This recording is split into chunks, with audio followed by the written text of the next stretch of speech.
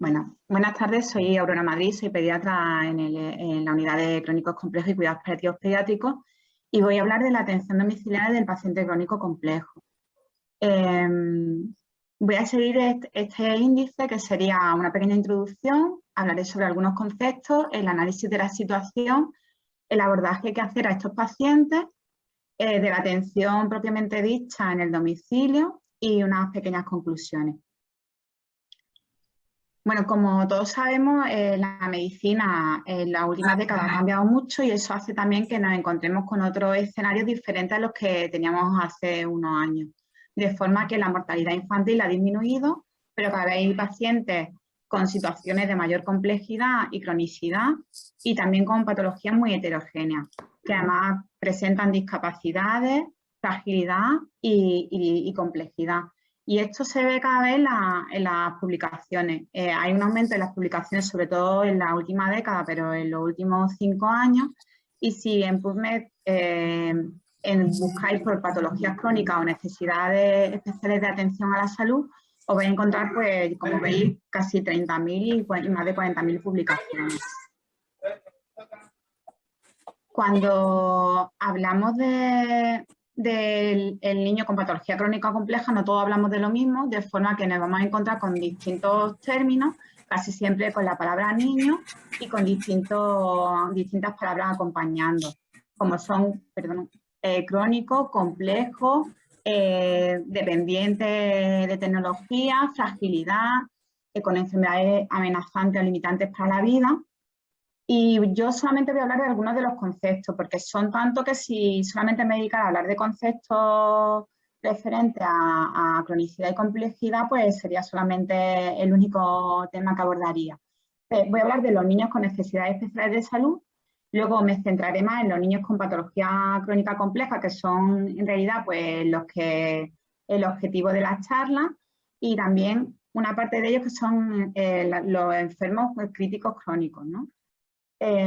Si hablamos de niños con necesidades especiales de salud, son pacientes que van a tener o pueden presentar una condición crónica física, pero también del comportamiento o emocional, que van a tener mayor uso de los servicios sanitarios, mayor número de ingresos hospitalarios y también de ingresos en cuidados intensivos, van a ser más dependientes de tecnología, requieren atención por múltiples especialistas y además van a tener mayor riesgo de errores médicos. Si nos centramos en los pacientes con patología crónica compleja, estos van a tener múltiples problemas en distintos sistemas, limitaciones funcionales importantes, un gran elevado de consumo de recursos sanitarios, un impacto muy importante para las familias por la complejidad de cuidado y la dependencia de tecnología en muchos casos y como decía, el alto consumo de recursos. Y si ya nos centramos en los pacientes enfermos críticos crónicos, que muchos se refieren a ellos como grupo de riesgo catastrófico, serían aquellos que tienen largas estancias en UCI, con disfunción multisistémica y dependencia de soporte y sin poder regresar a la situación basal, y que se definen por criterios de temporalidad en las unidades de cuidados intensivos y la dependencia tecnológica, y que en muchas ocasiones requieren programas especiales de atención.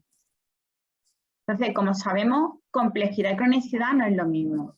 Y la complejidad va a definirse por las mayores necesidades asistenciales, pero no solamente a nivel sanitario, sino también educativo o psicológico. Como decía, no hay ningún término o ningún consenso para hablar de pacientes médicamente complejos. Lo que sí casi todos nombran, y en esta publicación de Cohen son 4 elementos. Uno sería la necesidad elevada de recursos médicos, el tener una condición médica progresiva o grave y elevada fragilidad, tener un uso frecuente del sistema sanitario y limitaciones funcionales, en muchas ocasiones con dependencia de tecnología.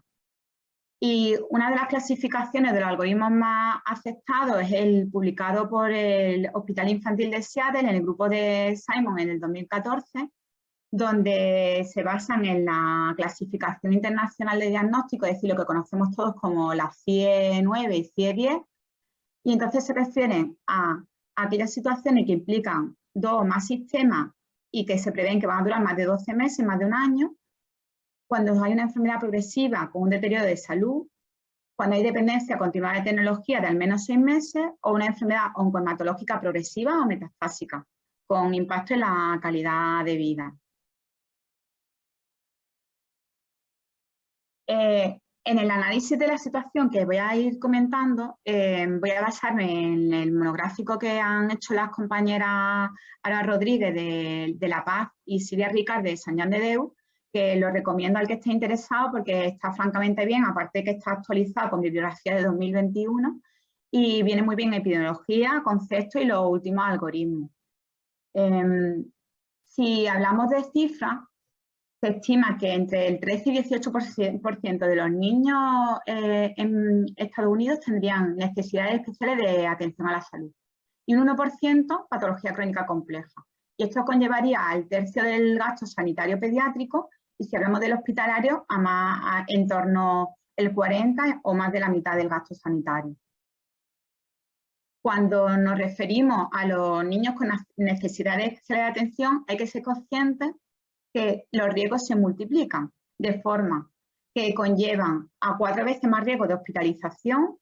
Cuando ingresan, los ingresos son 8 veces más prolongados y por 3 se multiplicarían el gasto sanitario, el riesgo de ingreso en UCI y los errores los errores médicos, ¿no? Los incidentes de seguridad. Si hablamos en España, en los últimos años, porque hasta hace poco había poco publicado, pero sí que ha habido algunas publicaciones al respecto, entonces a nivel de primaria se ha publicado que aproximadamente un 15% de los pacientes tendrían una enfermedad crónica, pero de esto solamente en total un 0,5%, es decir, de los pacientes que atienden en primaria, un 0,5% serían pacientes crónicos complejos. Si nos referimos al ámbito hospitalario, sí hay que una publicación que refiere que aproximadamente más del 14% de los pacientes que se atienden a nivel hospitalario serían pacientes crónicos complejos y de ellos casi la mitad portadores de tecnología. En el Hospital La Paz, en la unidad, una de las unidades referentes, ¿no?, a nivel de cronicidad y de patología crónica compleja, una de las publicaciones que hicieron, pues relatan que de 210 pacientes, la mayoría tienen más de 2 sistemas, no solamente 2, sino más de 2, casi siempre pluripatológicos. Las patologías más frecuentes son la neurológica, la gastrointestinal y la respiratoria, que muchos de ellos son dependientes de tecnología, casi siempre el soporte respiratorio, pero también a nivel nutricional, y hasta un 9% de los pacientes que atendieron pues fallecieron. ¿Y qué suponen estos pacientes a nivel hospitalario? Bueno, pues a nivel hospitalario, más entre el 10 y un tercio de los ingresos serían por pacientes crónicos complejos. Y si hablamos de días de hospitalización, entre una cuarta parte y la mitad de los días de hospitalización son de este tipo de pacientes. Y ya hemos dicho los costes sanitarios que requieren, que son prácticamente la mitad de los costes a nivel sanitario pediátrico o hospitalario. Además, de los pacientes que fallecen a nivel hospitalario, el 40% tienen patología crónica compleja. Y de los pacientes que ingresan con patología crónica compleja, un 2,5% van a fallecer.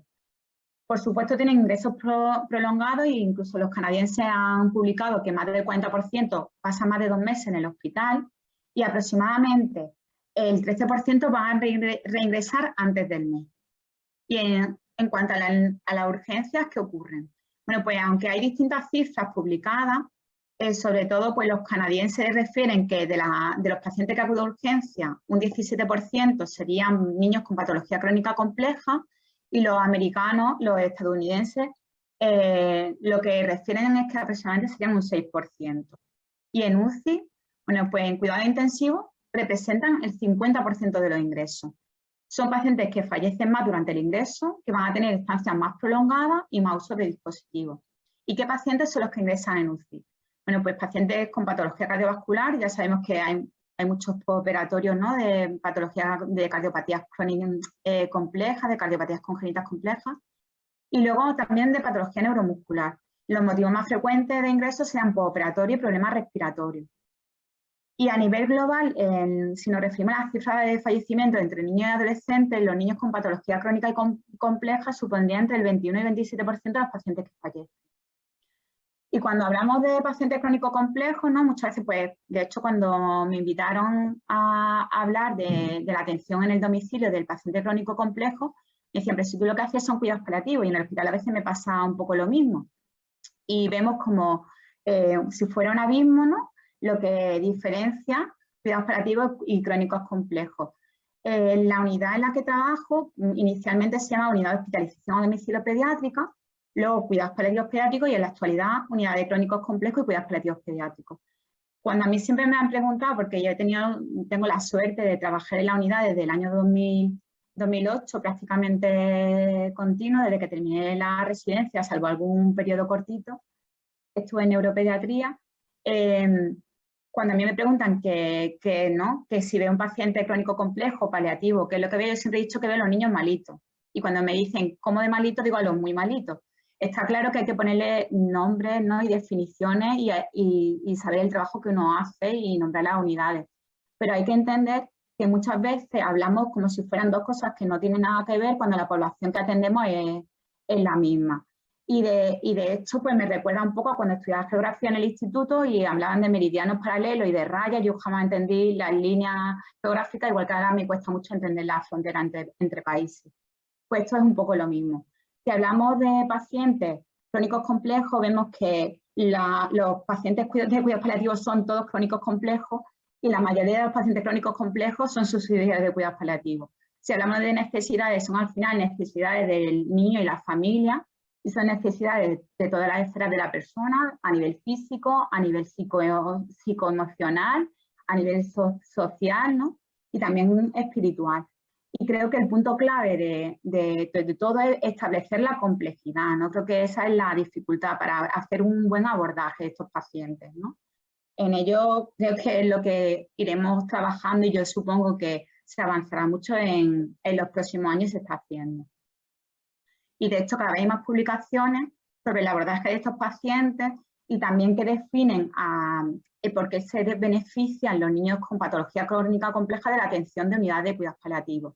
Y se benefician porque se adaptan a las necesidades que son cambiantes durante toda la trayectoria de la enfermedad. Por eso creo que hay que romper un poco los esquemas y evitar las fronteras o las líneas cuando a veces no son reales, ¿no?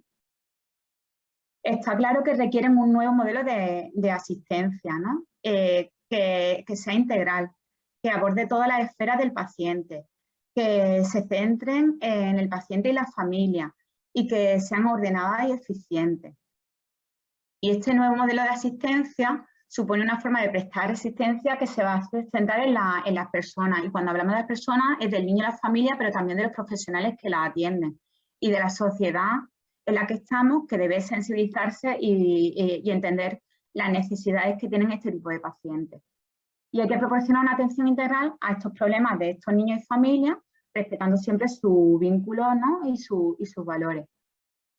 La asistencia de las unidades se van a hacer en distintos ámbitos, ¿no? Desde consulta externa, hospital de día, cama de hospitalización y domicilio. Pero uno de los principios fuertes de la pediatría es que los niños deben pasar su vida en el entorno de su hogar en la medida de lo posible.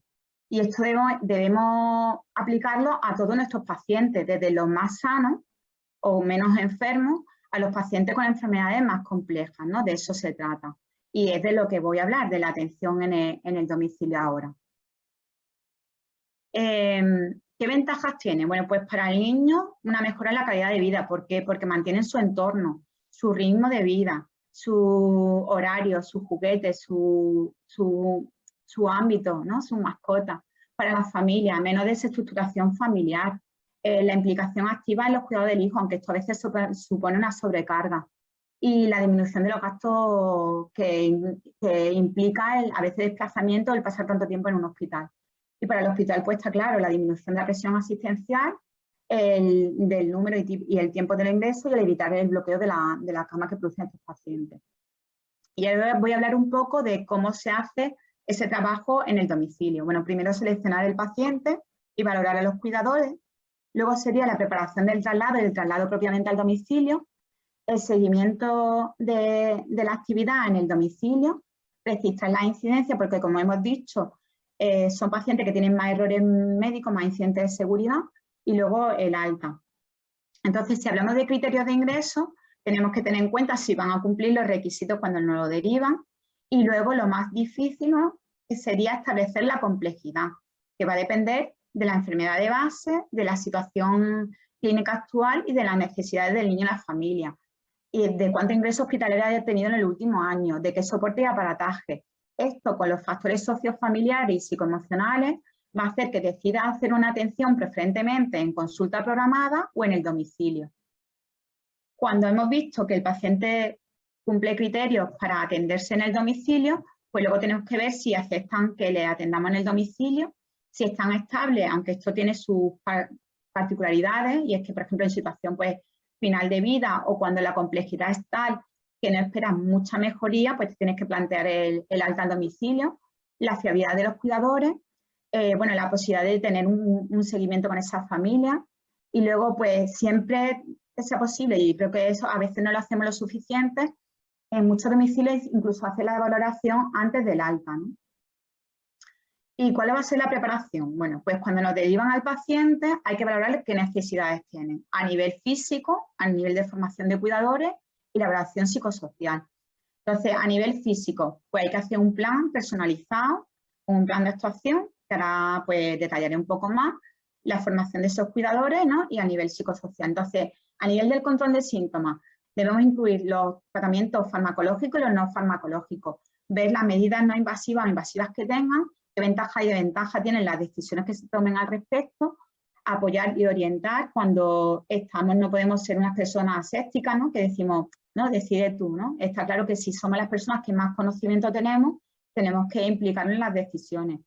Siempre orientado a la calidad de vida y con un seguimiento en la reevaluación y las medidas irlas adaptando a la trayectoria de enfermedad del paciente.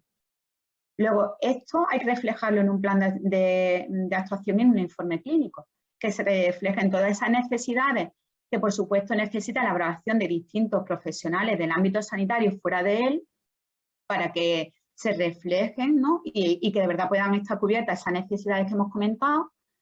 Y luego la importancia de anticipar los síntomas, de una buena coordinación y de la toma de decisiones. Y esto pues hay que hacerlo y reflejarlo. Y muchas veces hay que hacerlo durante la evolución del paciente, con lo cual ese informe, que debe ser lo más completo posible desde el principio, también va a ir modificándose. Para esto es importante reflejar, como hemos comentado, los signos y síntomas de alarma, hacer un plan de tratamiento, la necesidad de cada cuánto hay que revisarlo, la situación actual y cuáles son los objetivos de la situación que tiene, los especialistas implicados y que ellos digan los objetivos de los problemas más importantes claves, y un coordinador, ¿no?, que no sea al final pues, un paciente que se pierde en el sistema, ¿no?, sino que tenga a alguien que sepa el hilo conductor de todo, ¿no?, en el equipo, y que el paciente no tenga que explicar cada vez que viene alguna cosa, sino que el médico coordinador se haga cargo de esa atención cuando también ingresa en el hospital. La formación va a ser diferente dependiendo de la necesidad del paciente, pero ¿qué es lo que intentamos con la formación? Pues lo que intentamos es que al final tenga una formación de sus necesidades y trabajar las preocupaciones que tengan, y que las familias sean competentes para poder asumir los cuidados de su hijo en el domicilio. A nivel psicosocial, bueno, pues en el momento del alta y tras el alta, bueno, son familias que requieren mucho apoyo a nivel psicosocial. Van a tener expectativas que a veces no son reales, hay que trabajarlas antes, sentimientos de inseguridad, a veces protegen demasiado, muchos desajustes familiares, y también nos encontramos como que a veces hay un momento de euforia al principio, puede ser que estén un poco bloqueados o tengan miedo, o por el contrario que esperen, como tengan expectativas un poco irreales o mucha euforia, y se vayan agotando durante las primeras semanas, ¿no? Eso también lo vemos. Es fundamental fortalecer los vínculos que haya y las relaciones entre las familias, ¿no?, y detectar los problemas que hay, y también los posibles factores de riesgo social. En cuanto a las necesidades sociales, pues fundamental en los niños las actividades de recreo, el que tengan momentos de esparcimiento y juego, ¿no? Y esto en el domicilio se facilita. ¿Por qué? Pues porque van a estar con sus mascotas, van a poder celebrar los cumpleaños en casa con su familia, y esto es importante. Y otro pilar fundamental, la escolarización. Siempre que se pueda, al cole, pero cuando no, que haya apoyo educativo en el domicilio, ¿no? Esta paciente, por ejemplo, que es una niña con una atrofia muscular espinal, pues al principio recibió atención educativa en el domicilio, pero en la actualidad acude 1 o 2 veces a la semana a su colegio. Y para ella es su día, ¿no? Es el día que va al cole, se reúne y ve con sus iguales, ¿no? Con otros niños que la integraron perfectamente, ¿no? Entonces, es súper importante que entendamos que los niños necesitan hacer vida de niños con otros niños. Y como comentaba, el pilar fundamental de que los niños pasen el máximo tiempo en el domicilio. Para eso hay que facilitarlo, ¿no? Y a veces montar pequeños hospitales en el domicilio. Pues aquí Yolanda está atendiendo a un paciente en casa con su hermano al lado jugando con la consola, ¿no? Luego, cuando se ha hecho el traslado y la valoración de las necesidades, ¿qué vamos a hacer? Bueno, pues vamos a hacer un seguimiento en el domicilio. Una primera visita a las 24 horas tras el alta, un calendario de visitas, una coordinación con los distintos niveles asistenciales que pensamos que sean necesarios para el apoyo de la atención en el domicilio y también hacer un circuito asistencial cuando las unidades no son de 24 horas, como es el caso de la nuestra, ¿no? Y pueden surgir problemas fuera del horario de cobertura. Entonces, en esa primera visita de 24 horas, ¿qué vamos a hacer? Bueno, pues es muy útil porque te ayuda un poco a ver la visión más real. Es decir, igual que cada uno de nosotros somos unas personas diferentes a veces o distintas con una visión cuando estamos en casa, pues imaginaros en situaciones de este tipo. Es decir, cuando vas al domicilio te hace mucho más la idea de la situación del niño y de la familia. Y es muy importante reevaluar los síntomas y luego hacer como un repaso de todo lo importante. Es decir, todo lo que hemos reflejado como necesidades del niño y la familia, chequearlas en esa primera visita, ¿no? Aparataje, medicación, síntomas, dudas. Y luego también muy importante la conciliación de la medicación, que aunque la hemos hecho antes del alta, debe comprobarse en el domicilio porque a veces nos llevamos sorpresas, ¿no?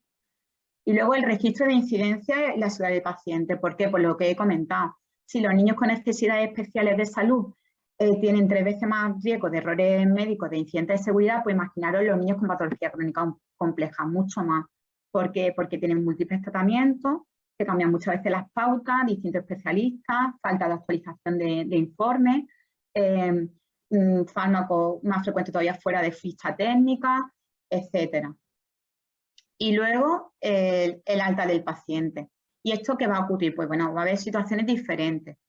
Desde, bueno, curación como tal es complicado, pero sí que nos encontramos a lo mejor con pacientes que venían, sobre todo pasar a veces con los prematuros extremos, con muchos problemas médicos que se van resolviendo y ese niño con displasia deja de tener oxígeno, deja de tener sonda y ya no necesita un seguimiento estrecho por una unidad de crónicos complejos y cuidados paliativos, pues deriva las consultas muchas veces a la de neumología solamente, ¿no? Entonces sería un alta, pero suelen ser los menos frecuentes.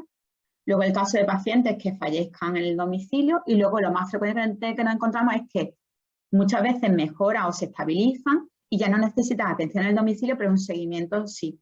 Entonces se hace un seguimiento por las compañeras, en este caso mis compañeras Elena y Ana Cordón, que pasan la consulta programada del paciente crónico complejo. De forma que antes lo que nos pasaba hace unos años y cuando no existía esa consulta es que tú cada vez que te recibías un paciente cuando ya no tenía más capacidad, dabas alta a pacientes que sabía que en realidad no eran altas reales, con lo cual le perdías la pista y te llevaba a veces sorpresas muy desagradables después, porque en realidad sabías que no eran altas. Entonces esto con una consulta programada se evita. Y luego creo que uno de los puntos débiles que nos pasa todavía es la transición cuando pasan de los en unos sitios serán 14, 16, 18 años las unidades que sigan. Y cuando ya se tienen que pasar a adultos. Y es que primaria y el hospital, por lo menos en nuestro ámbito, están desbordados y entonces no hacen toda la atención integral y personalizada que requieren estos pacientes, ¿no? Y yo espero que eso vaya mejorando. Y en ese plan de asistencia al alta siempre es súper importante reflejar el aparataje, el material, cuando se caduca, cuando hay que renovarlo, la medicación que tiene, si es hospitalaria, cuál no, y el seguimiento. Y si es posible, una encuesta de satisfacción al alta. Y bueno, yo ya termino pues diciendo que la atención a niños y adolescentes con patología crónica compleja requiere una correcta coordinación y una buena gestión de los recursos que tenemos, Hay que situar al niño y a la familia en el centro de la atención y que los profesionales le acompañen en la trayectoria de enfermedad con las necesidades que vayan a tener a lo largo de esa trayectoria de enfermedad y que van a modificarse, que el lugar más indicado para vivir y desarrollar todo su potencial, pues como hemos dicho, es el domicilio, y hay que intentar que tengan atención en el domicilio cuando la requieren así, que hay que facilitar la autonomía y la participación familiar y hacer unos planes personalizados, una coordinación y una buena continuidad asistencial. Y bueno, pues agradecer al equipo en el que trabajo, que la verdad que son bueno, digo compañeras porque el equipo de enfermería y pediatras somos todas mujeres, aunque también pues esperemos que vuelva pronto porque esta gente que es el psicólogo que nos apoyaba antes. Trabajar en equipo es muy difícil, pero merece la pena y requiere su recorrido. Y sin un trabajo en equipo es muy difícil poder atender este tipo de pacientes. Y nada más. Muchas gracias.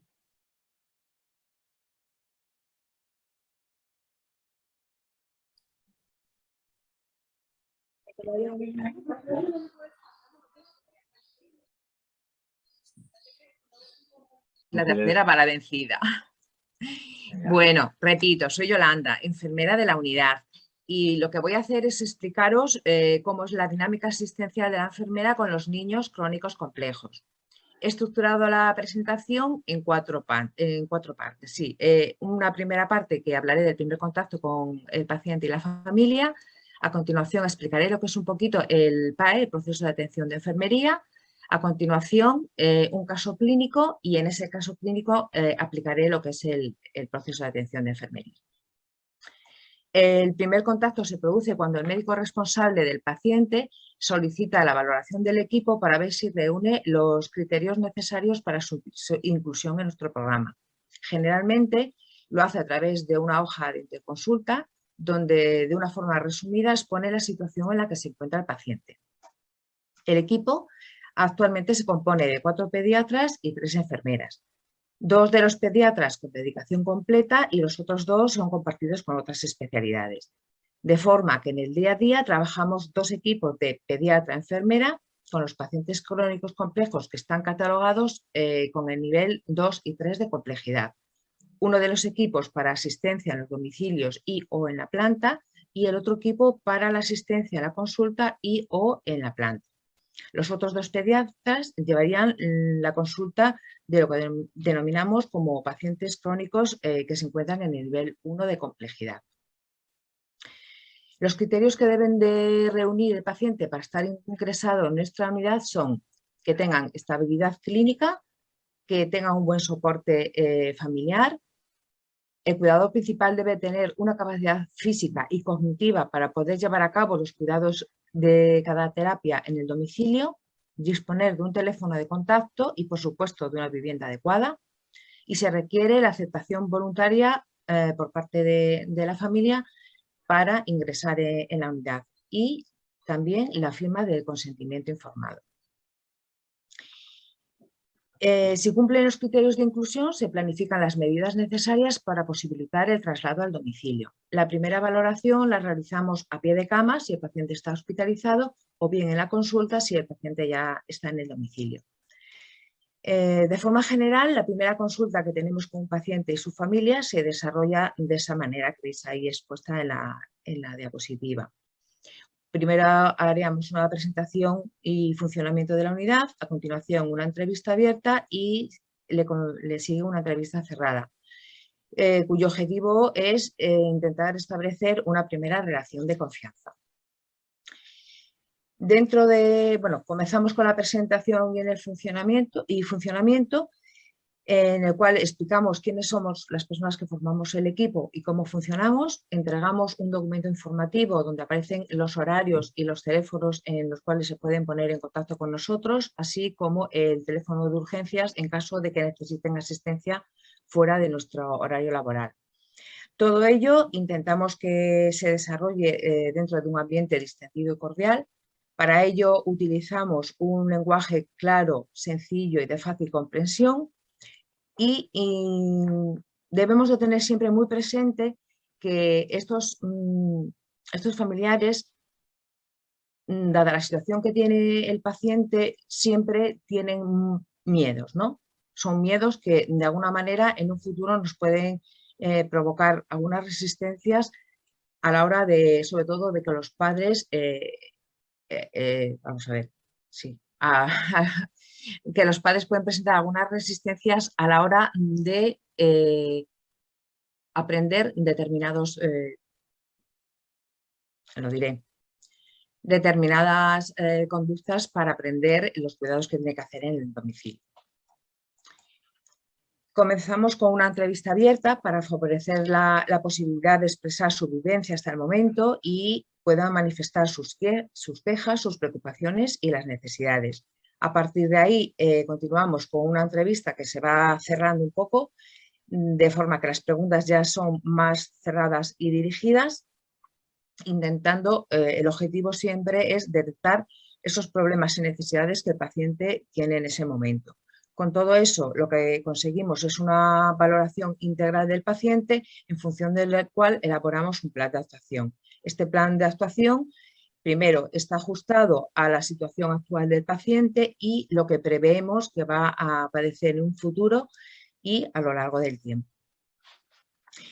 En esta, primera consulta, lo que intentamos es lo que he dicho al principio, ¿no? Intentar establecer esa primera relación de confianza que nos va a facilitar mucho en un futuro la relación terapéutica con el paciente.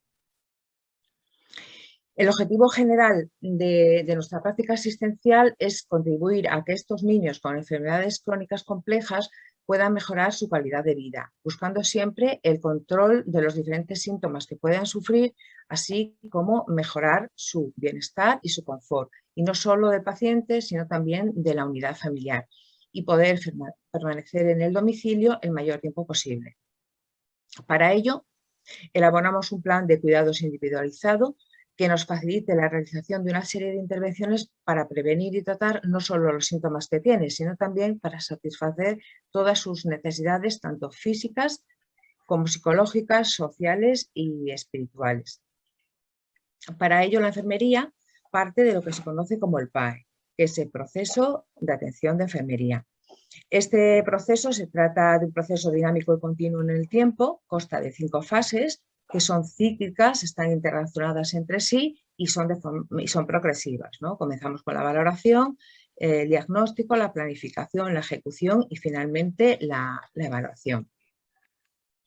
En la valoración lo que hacemos es una recogida de datos, la validación de los mismos, los organizamos, identificamos los patrones de esas primeras impresiones que tenemos y elaboramos un informe y con la anotación de los datos, evidentemente.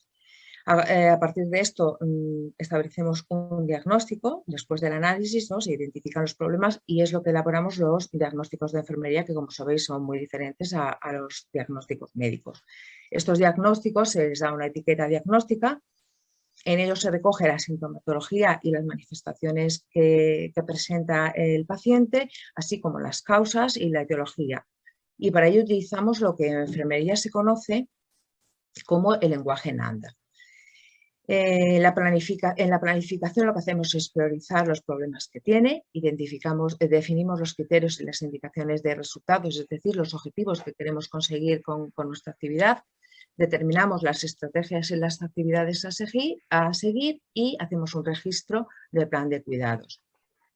En la ejecución es llevar, evidentemente, todo esto a la práctica con su debido registro y finalmente hacemos una evaluación para comprobar si se han conseguido los objetivos marcados o bien para modificar el plan de actuación en caso de que no se consigan, ¿no? Y este es lo que os he dicho antes, es el lenguaje estandarizado de enfermería, que consta del NANDA, donde se recogen todos los diagnósticos que han sido aceptados, los NIC, que es donde se recogen todas las clasificaciones de las intervenciones que hace la enfermería, y los NOC, donde estarían todos los resultados de la enfermería.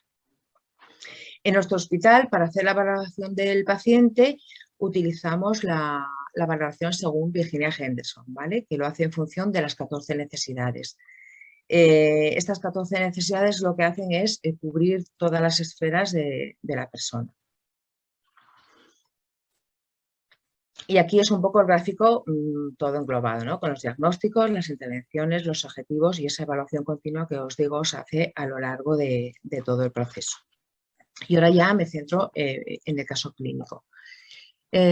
Marta es una niña que tiene 6 años y fue diagnosticada más o menos a los 6 meses de vida de lo que se conoce como la enfermedad de Pompe. Esta niña presentaba una hipotonía axial y una bradicardia. En el ecocardiograma se evidencia que tiene una hipertrofia severa biventricular y se sospecha que tiene una enfermedad de Pompe, que es confirmada posteriormente a través del análisis que pone en evidencia la actividad de la enzima alfa-glucosidasa ácida, que es muy baja. La situación familiar de la pequeña es, el papá tiene 39 años, está sano y trabaja en el sector empresarial. La mamá tiene 37 años, también está sana, es ama de casa y es la cuidadora principal. Y tiene un hermano de 10 años que está sano.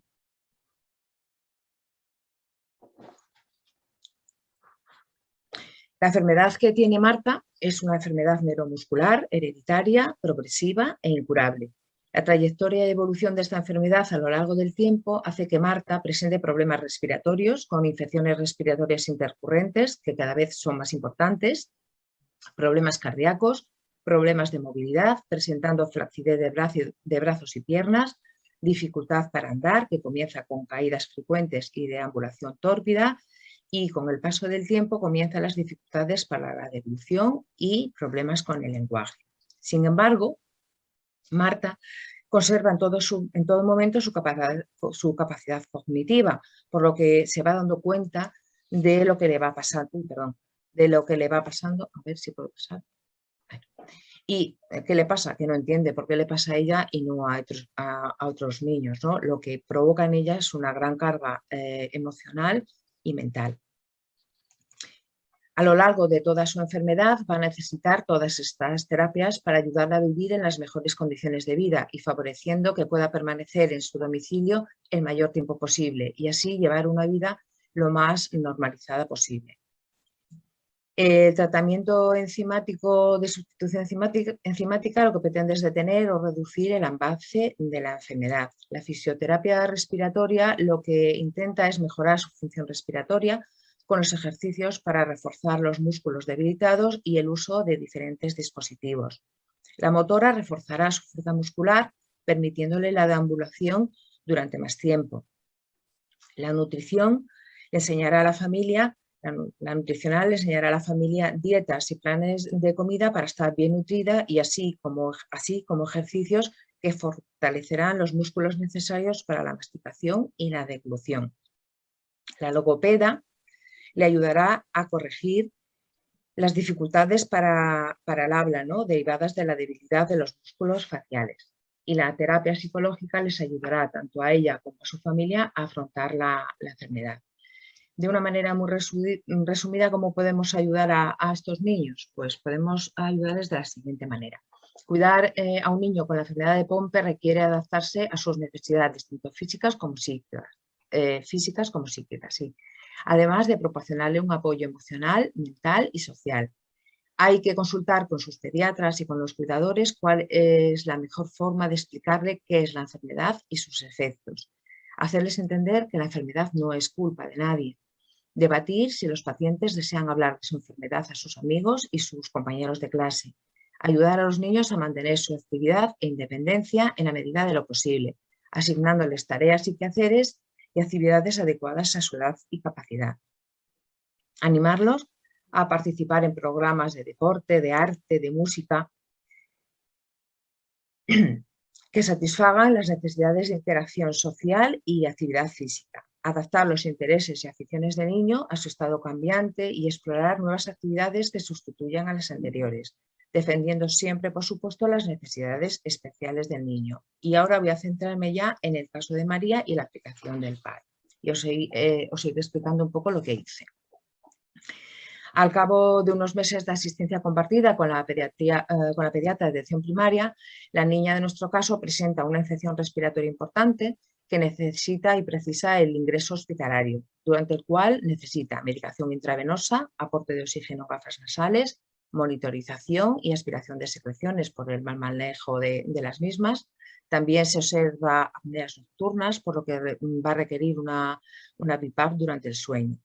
Su pediatra referente durante la hospitalización considera que la pequeña va a continuar necesitando todos estos dispositivos al alta, por lo que nos hace una hoja de interconsulta y nos encontramos en este momento en uno de lo que se denominan los picos que se describen en la trayectoria de la enfermedad de los niños crónicos complejos, ¿no? Sabéis que es más o menos es una evolución, están en un periodo más o menos estable, después empeoran, vuelven a recuperar a veces su situación basal, pero a veces tienen una pérdida de sus capacidades y así vamos, pico arriba, pico abajo, ¿no? Hablamos en este caso hablamos con los padres informándoles sobre el empeoramiento y la necesidad de continuar todas las terapias en el domicilio, por lo que es necesario que aprendan el manejo, ¿no? La reacción inicial de los padres es de rechazo, se bloquean, no aceptan la situación, ellos piensan que superará el episodio como en otras situaciones anteriores las había superado y se niegan a realizar los nuevos cuidados que precisa Marta, ¿no? No insistimos y damos tiempo para que vayan asumiendo la situación y sean ellos mismos los que manifiesten su deseo de ir a casa demandando el aprendizaje y el manejo de los diferentes dispositivos. Esto nos va a facilitar enormemente la formación. Por la expresión de sus caras y sus gestos, detecto el miedo y la preocupación que genera en los padres el hecho de necesitar todos estos dispositivos, por lo que indico y que les voy a dar la formación de una forma lenta, al paso que ellos marquen, y les aseguro que no se van a ir para casa sin tener antes un buen manejo que les dé seguridad y tranquilidad en el domicilio. A lo largo de todo este tiempo hacemos evidentemente acompañamiento y apoyo emocional, que es fundamental.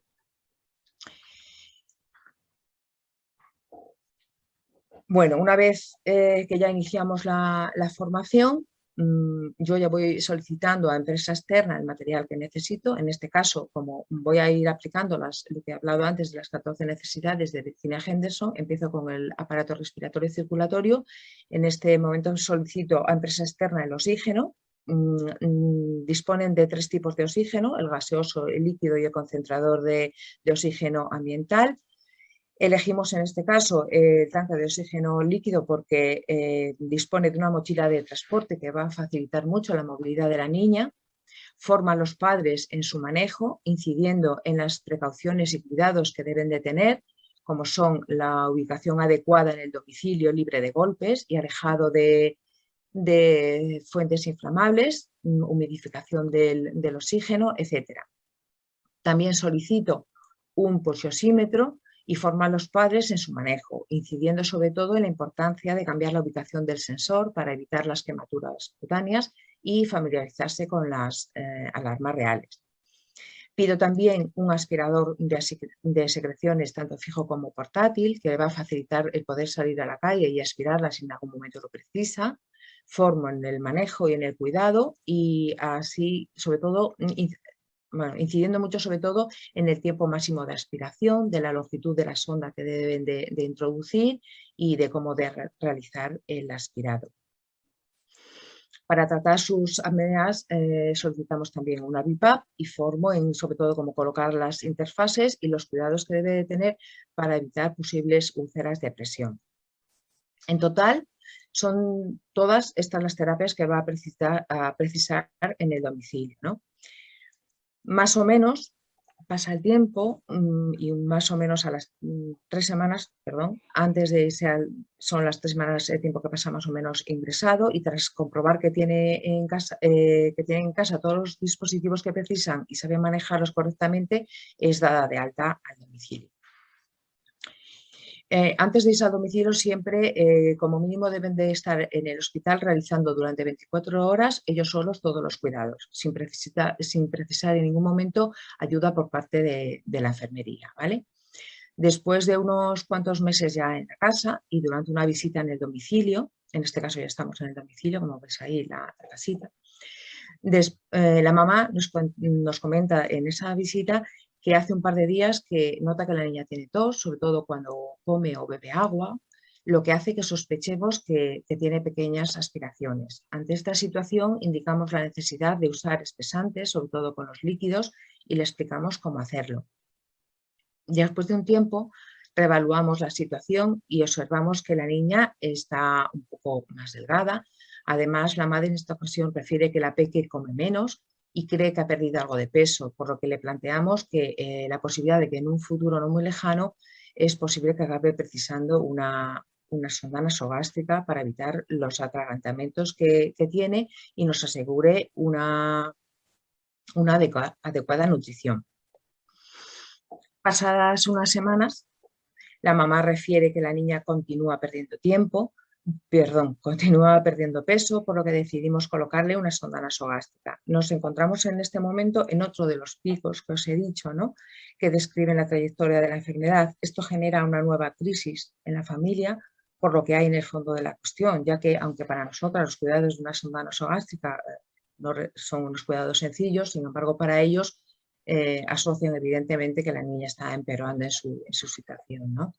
Sin embargo, en esta ocasión, esta situación provoca menos resistencia que la situación anterior, ¿no?, porque a la mamá le ha dado tiempo de ver cómo la niña necesitaba realmente otra terapia, ¿no? Entonces, formación en los cuidados de la sonda nasogástrica y educación sanitaria en los cuidados de la boca y la nutrición, resaltando sobre todo la importancia de lavar la sonda después de cada uso para evitar que se obstruya. Evidentemente, todo ello acompañado siempre del apoyo emocional correspondiente. Al cabo de unos meses de la colocación de la sonda, se le realiza una gastrostomía que aceptan sin resistencias, después de explicar las ventajas que esta tiene, y se programa la intervención en el hospital, más o menos hasta una semana, y durante esta estancia la formo en el manejo y los cuidados de la gastrostomía, incidiendo sobre todo en la importancia de rotar el botón gástrico para evitar las adherencias.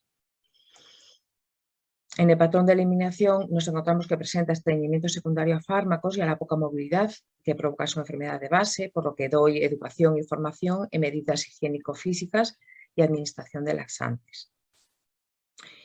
En numerosas ocasiones y coincidiendo en su mayoría con las infecciones respiratorias, presenta fiebre que oscila entre 38 y 39,5, que ceden con antipiréticos y medidas ambientales. Educo y formo a la mamá en cómo administrar los fármacos indicados, intentando modificar intervenciones a veces poco correctas, pero que están muy arraigadas culturalmente, ¿no?, como puede ser que la fiebre es una enfermedad o que cuando hay fiebre hay que obligar mucho para que no se enfríen, hay que animarles a que coman porque tienen que recuperarse.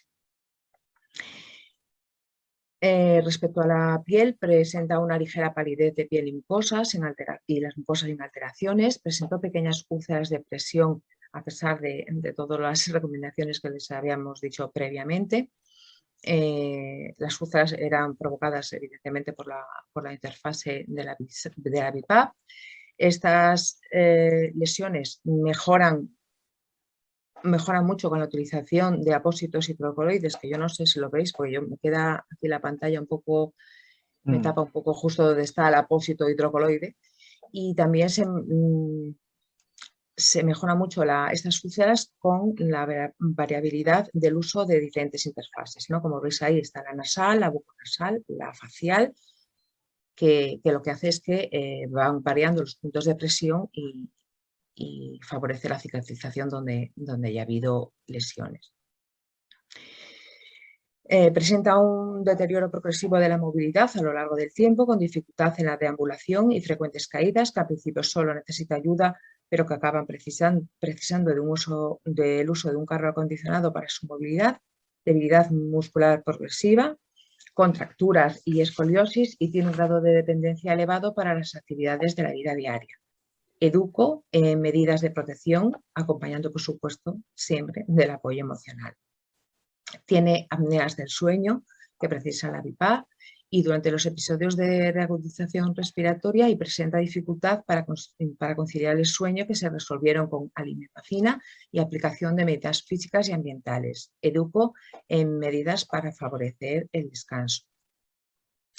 Con la evolución de la enfermedad y los repetidos episodios de reagudización respiratoria, en algunas ocasiones presenta disnea, que mejora con la administración de morfina, y también refiere dolor de espalda moderado, que cede normalmente simplemente con el ibuprofeno. La valoración del dolor la hago con las escalas facial y numérica, ya que la niña sí tiene capacidad de momento dado determinar si le duele 5, 6 o 7. Y formo y educo en administración de fármacos y medidas físicas y ambientales de confort. A nivel de la comunicación presenta mimia y disartria, sin embargo, a pesar de ello, no es mucho el impedimento para mantener un buen nivel de comunicación con la familia. En este caso, la valoración corresponde a la unidad familiar. Los papás son católicos practicantes, siendo la religión un recurso y apoyo y consuelo para los papás, ¿no? Realiza actividades lúdicas propias de su edad y adaptadas a las condiciones de su movilidad. Acude a un parque, aquí destacar que acude a un parque temático con toda la familia, con sus padres y su hermano, facilitada de forma gratuita por una fundación con la que Marta disfrutó muchísimo y nosotros también cuando nos lo contaba. A petición de la familia hicimos coincidir una de nuestras visitas en su cumpleaños, ¿no? Donde compartimos muchas risas con la pequeña. La niña acude a atención temprana, tiene fisioterapia respiratoria y motora, asiste al colegio, a educación infantil mientras su enfermedad lo permite, y cuando empeora nos ponemos en contacto con la maestra de nuestro hospital, que realiza las sesiones necesarias para que una maestra vaya al domicilio. La cuidadora principal es la mamá, que es muy colaboradora y con una buena capacidad de comprensión, aunque al principio mostró rechazo ante el uso de tantos dispositivos nuevos que la agobiaba. Los padres son conocedores desde el primer momento del proceso de la enfermedad y del pronóstico. Hubo una cierta dificultad inicial para llevar a cabo el tratamiento y cuidados, pero con mucho interés por aprender y darle a la pequeña la mejor calidad de vida. Y para finalizar, de una forma muy sucinta, esto es lo que hace una enfermera en una unidad de crónicos complejos, ¿no? La gestión y el control del aparataje y de la medicación. Damos una información individualizada al cuidador principal, realizamos las técnicas de enfermería que precise el paciente, hacemos un control y seguimiento tanto a nivel telefónico como en consulta como en domicilio, colaboramos en la planificación de la actividad terapéutica, colaboramos también en la toma de decisiones. Ante los nuevos problemas hacemos una sesión conjunta de todo el equipo y en función de ello vemos las medidas a adoptar. Mantenemos una comunicación fluida con la enfermera gestora de casos de primaria para facilitar el circuito asistencial y así favorecer la funcionalidad de la familia, y facilitamos el contacto tanto con la trabajadora social como el psicólogo, ¿no? Para una mejor adaptación de la situación actual de la familia. Y aunque a veces estamos como la enfermera que podéis ver en el cómic, juntas formamos un gran equipo. Y esto es todo. Muchas gracias, Yolanda. Excelente presentación. Excelente ambas y excelente trabajo el que realizáis. Muchísimas gracias.